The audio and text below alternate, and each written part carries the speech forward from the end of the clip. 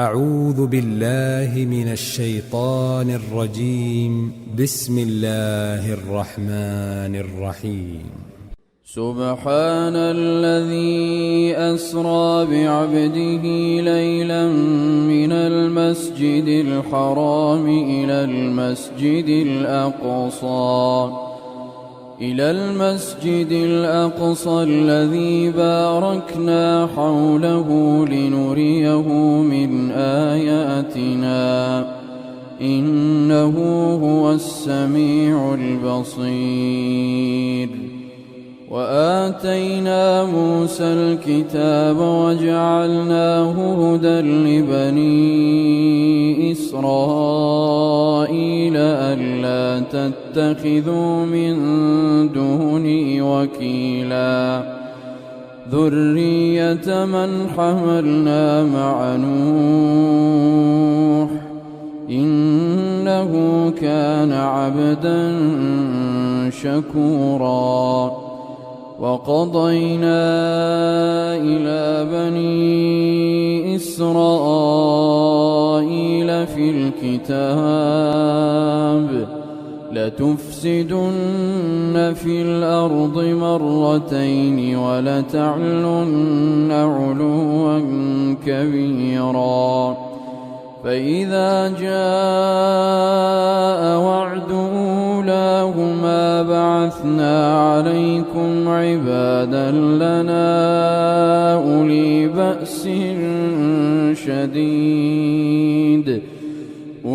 بأس شديد فجاسوا خلال الديار وكان وعدا مفعولا. ثم رددنا لكم الكرة عليهم وأمددناكم بأموال وبنين وجعلناكم أكثر نفيرا. إن أحسنتم أحسنتم لأنفسكم وإن أسأتم فلها. فإذا جاء وعد الآخرة ليسوءوا وجوهكم وليدخلوا المسجد كما دخلوه أول مرة وليتبروا ما علوا تتبيرا. عسى ربكم أن يرحمكم وإن عدتم عدنا وجعلنا جهنم للكافرين حصيرا. إن هذا القرآن يهدي للتي هي أقوم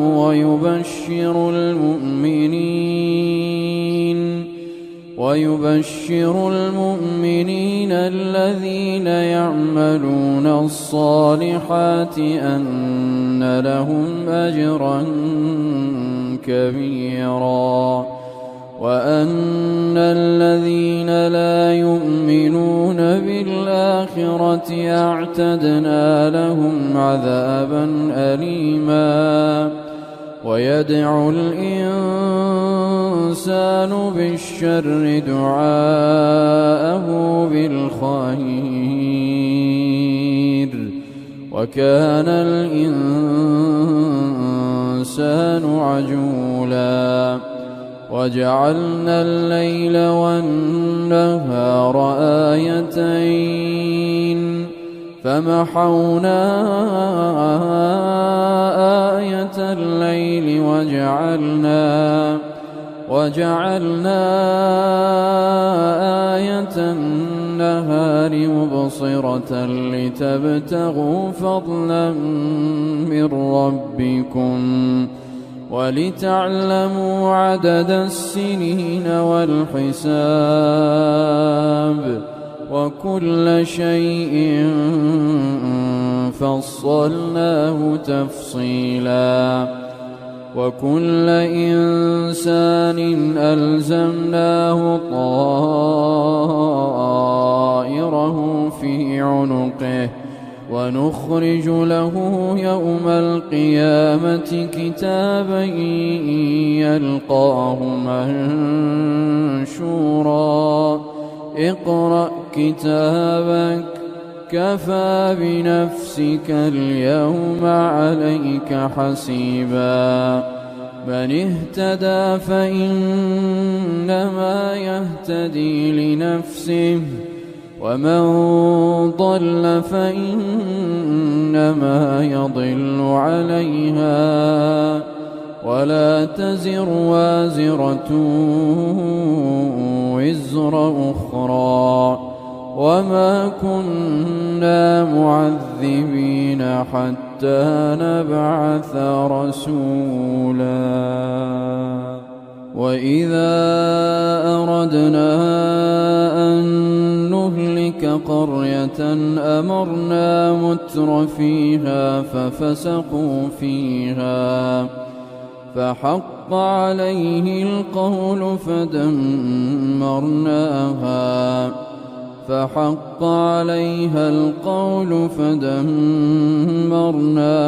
تدميرا وكم أهلكنا من القرون من بعد نوح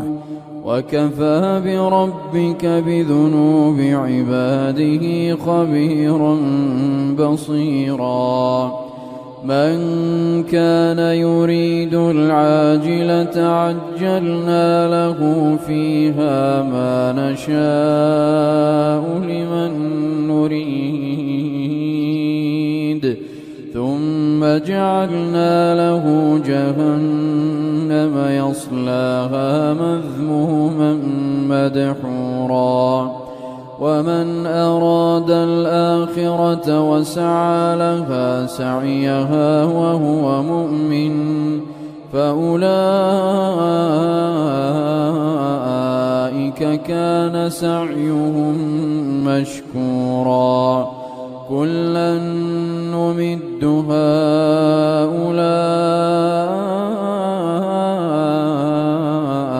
وهؤلاء من عطاء ربك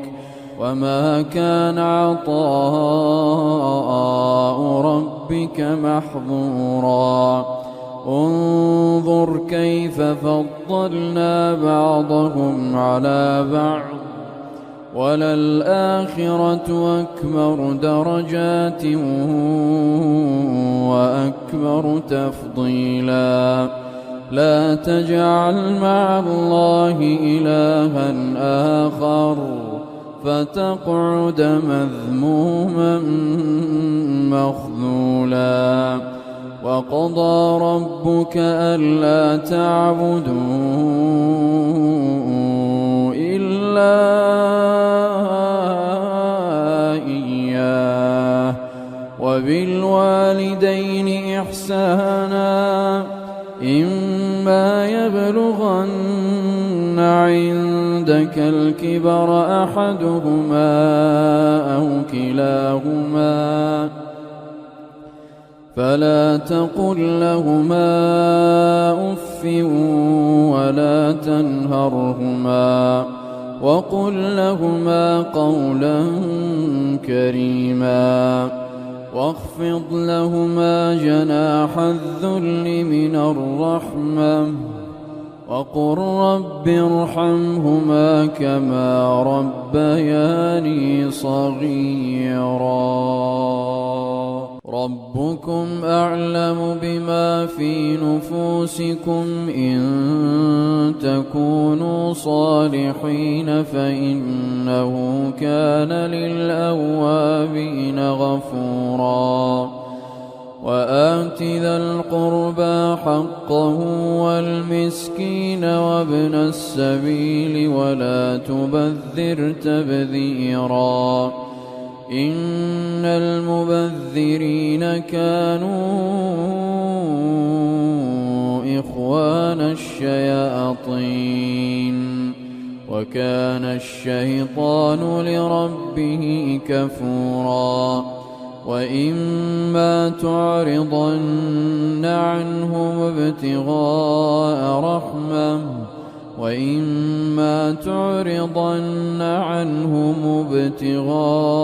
رحمة من ربك ترجوها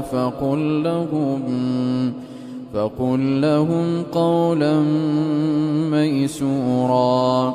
ولا تجعل يدك مغلولة إلى عنقك ولا تبسطها كل البسط فتقعد ملوما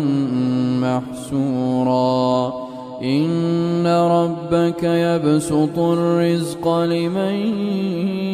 يشاء ويقدر إنه كان بعباده خبيرا بصيرا ولا تقتلوا أولادكم خشية إملاق نحن نرزقهم وإياكم إن قتلهم كان خطأ كبيرا ولا تقربوا الزنا إنه كان فاحشا وساء سبيلا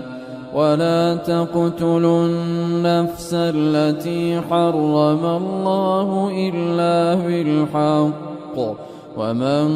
قتل مظلوما فقد جعلنا لوليه سلطانا فلا يسرف في القتل إنه كان منصورا ولا تقربوا مال اليتيم إلا بالتي هي أحسن حتى يبلغ أشده وأوفوا بالعهد إن العهد كان مسؤولا وأوفوا الكيل إذا كلتم وزنوا بالقسطاس المستقيم ذلك خير وأحسن تأويلا ولا تقف ما ليس لك به علم إن السمع والبصر والفؤاد كل أولئك كان عنه مسؤولا ولا تمش في الأرض مرحا إنك لن تخرق الأرض ولن تبلغ الجبال طولا كل ذلك كان سيئه عند ربك مكروها ذلك مما أوحي إليك ربك من الحكمة ولا تجعل مع الله إلها آخر فتلقى في جهنم ملوما مدحورا أفأصفاكم ربكم بالبنين واتخذ من الملائكة إناثا إنكم لتقولون قولا عظيما ولقد صرفنا في هذا القرآن ليذكروا وما يزيدهم إلا نفورا قل لو كان معه آلهة كما يقولون إذا لابتغوا إلى ذي العرش سبيلا سبحانه وتعالى عما يقولون علوا كبيرا تسبح له السماوات السبع والأرض ومن فيهن وإن من يسبح بحمده ولكن لا تفقهون تسبيحهم إنه كان حليما غفورا وإذا قرأت القرآن جعلنا بينك وبين الذين لا يؤمنون بالآخرة حجابا مستورا وجعلنا على قلوبهم أكنة أن يفقهوه وفي آذانهم وقرا وإذا ذكرت ربك في القرآن وحده ولوا على أدبارهم نفورا نحن أعلم بما يستمعون به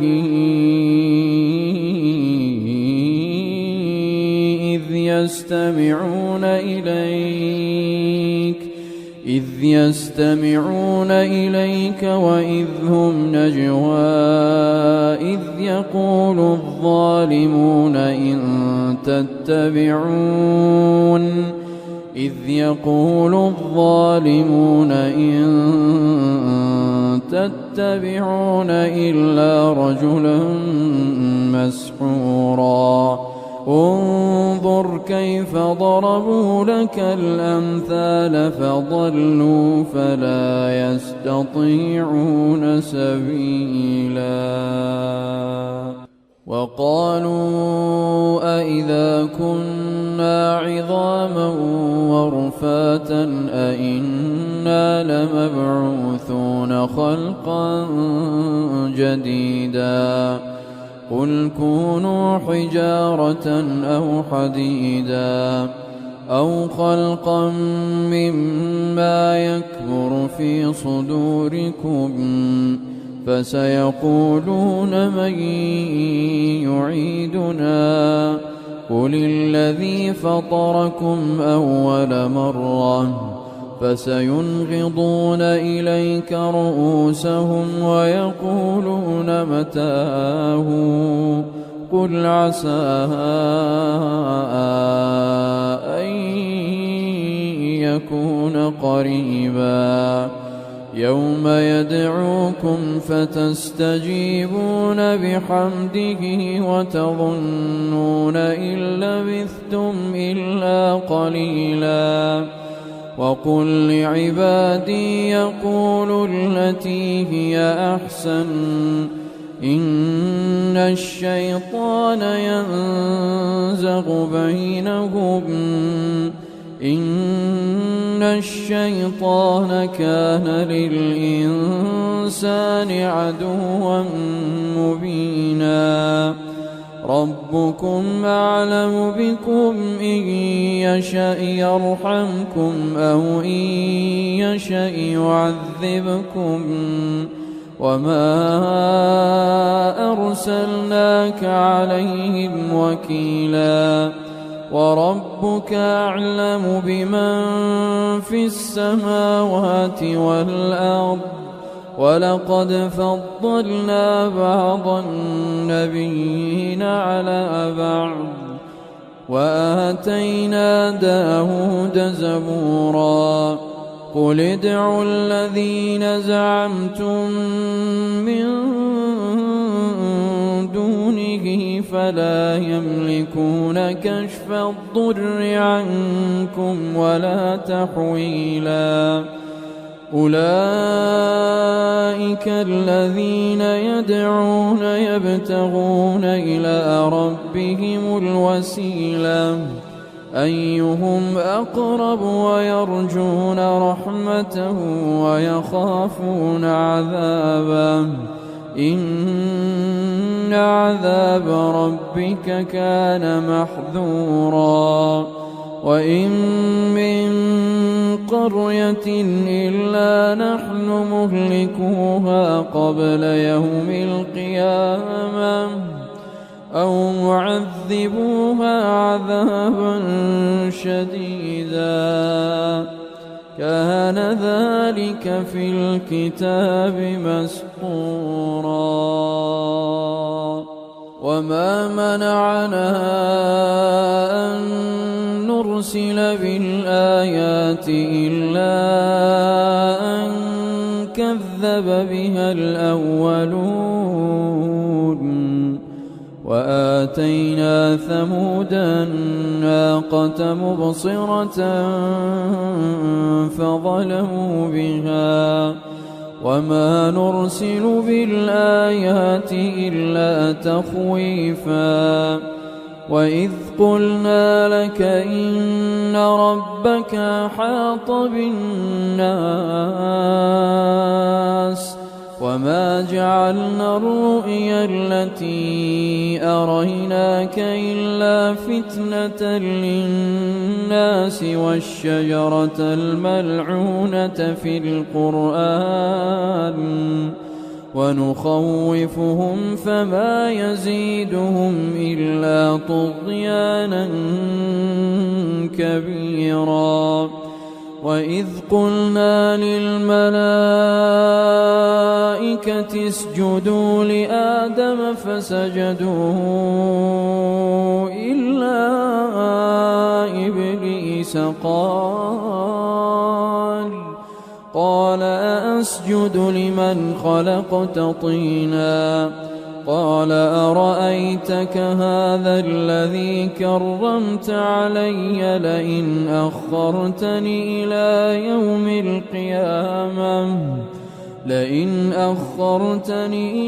يوم القيامة لأحتنكن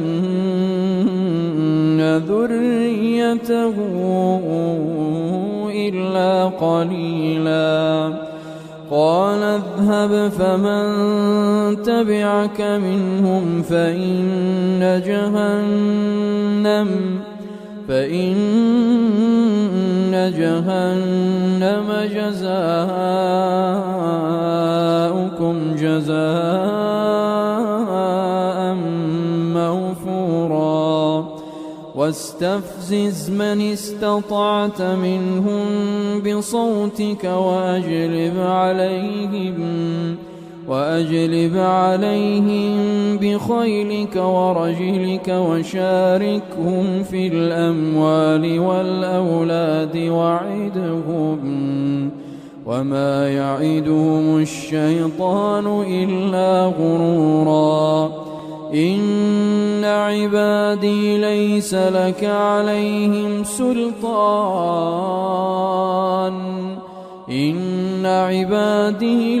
لك عليهم سلطان وكفى بربك وكيلا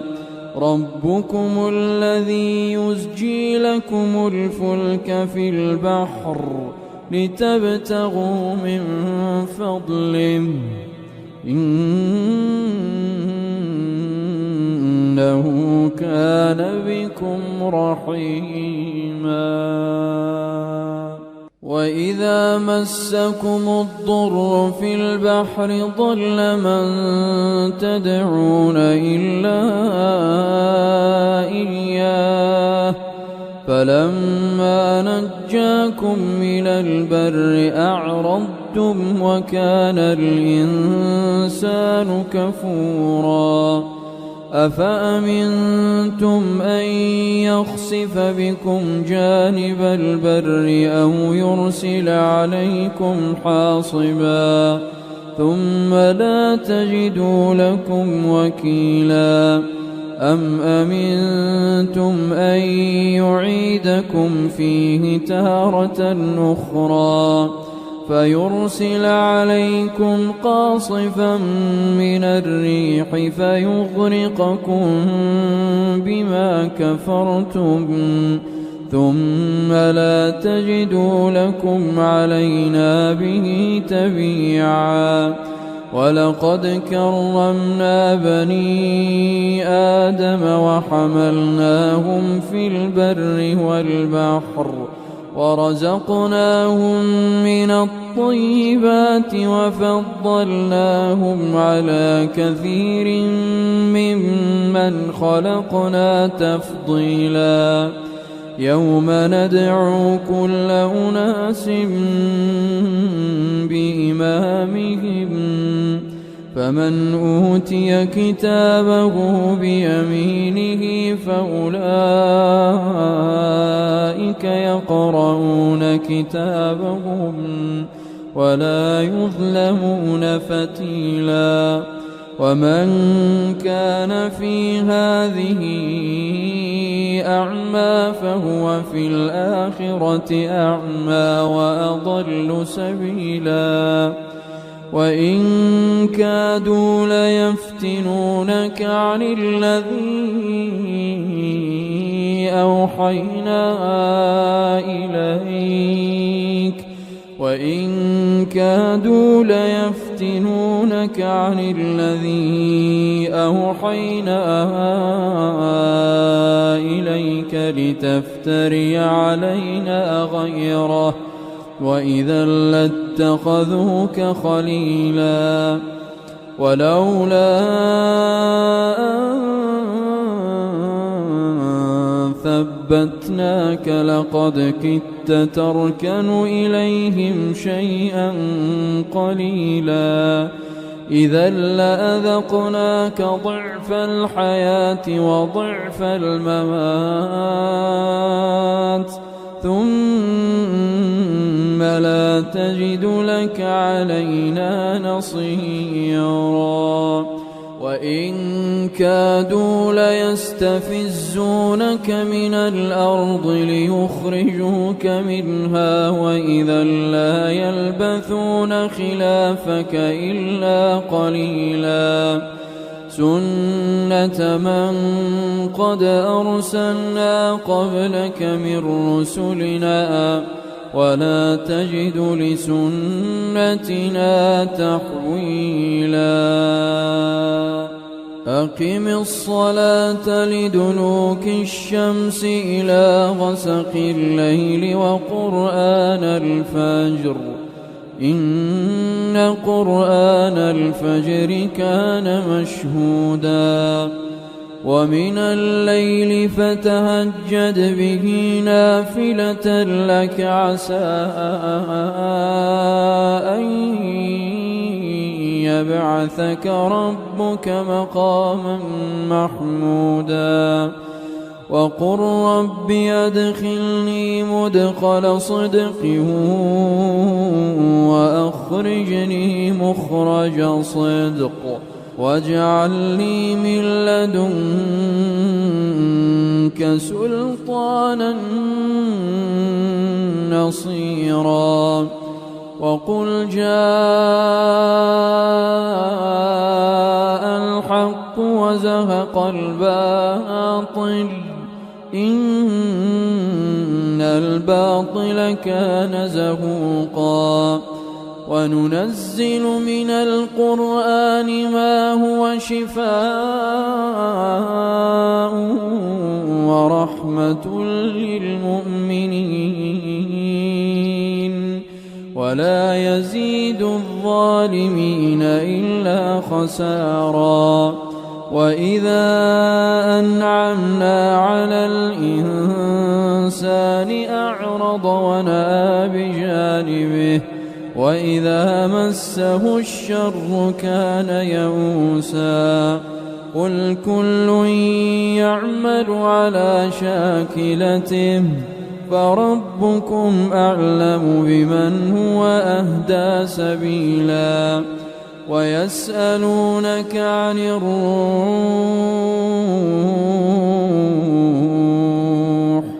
قل الروح من أمر ربي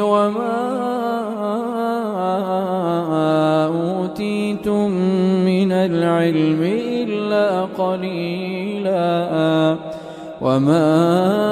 أوتيتم من العلم إلا قليلا ولئن شئنا لنذهبن بالذي أوحينا إليك ثم لا تجد لك به علينا وكيلا ولئن شئنا لنذهبن بالذي أوحينا إليك ثم لا تجد لك به علينا وكيلا إلا رحمة من ربك إن فضله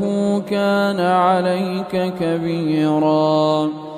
قل لئن اجتمعت الإنس والجن على أن يأتوا بمثل هذا القرآن قل لئن اجتمعت الإنس والجن على أن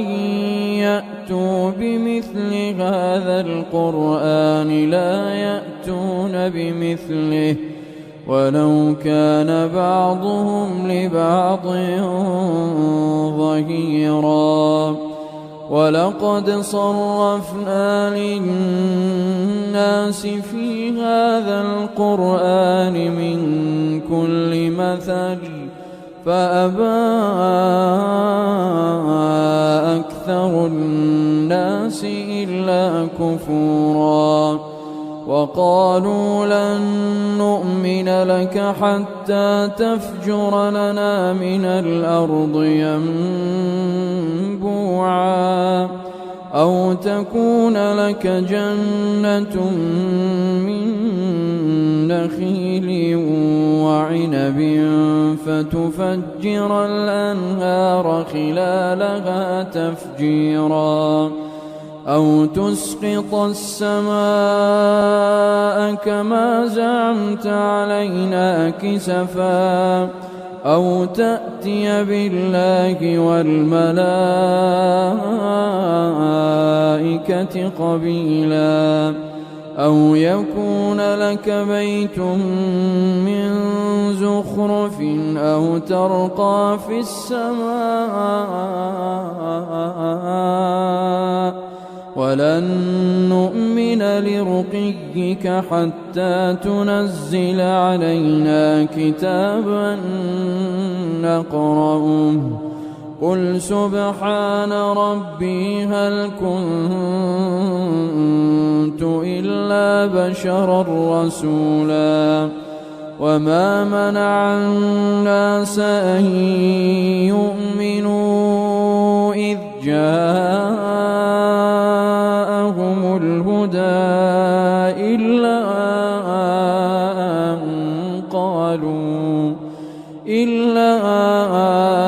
أن قالوا أبعث الله بشرا رسولا قل لو كان في الأرض ملائكة يمشون مطمئنين لنزلنا عليهم من السماء ملكا رسولا قل كفى بالله شهيدا بيني وبينكم إنه كان بعباده خبيرا بصيرا ومن يهد الله فهو المهتد ومن يضلل فلن تجد لهم أولياء من دونه ونحشرهم يوم القيامة على وجوههم عميا وبكما وصما مأواهم جهنم كلما خبت زدناهم سعيرا ذلك جزاؤهم بأنهم كفروا بآياتنا وقالوا أئذا أإذا كنا عظاما ورفاتا أإنا لمبعوثون خلقا جديدا أولم يروا أن الله الذي خلق السماوات والأرض قادر على أن يخلق مثلهم وجعل لهم أجلا لا ريب فيه فأبى الظالمون إلا كفورا قل لو أنتم تملكون خزائن رحمة ربي إذا لأمسكتم خشية الإنفاق وكان الإنسان قتورا ولقد آتينا موسى 9 آيات بينات فاسأل بني إسرائيل إذ جاءهم فقال له فرعون إني لأظنك يا موسى مسحورا قال لقد علمت ما أنزل هؤلاء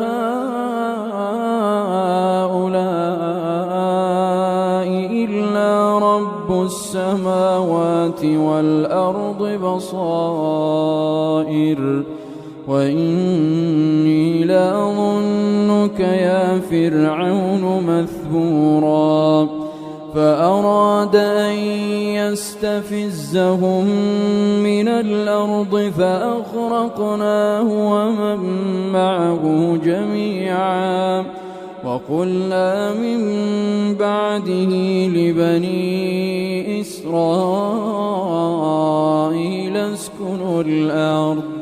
فإذا جاء وعد الآخرة جئنا بكم لفيفا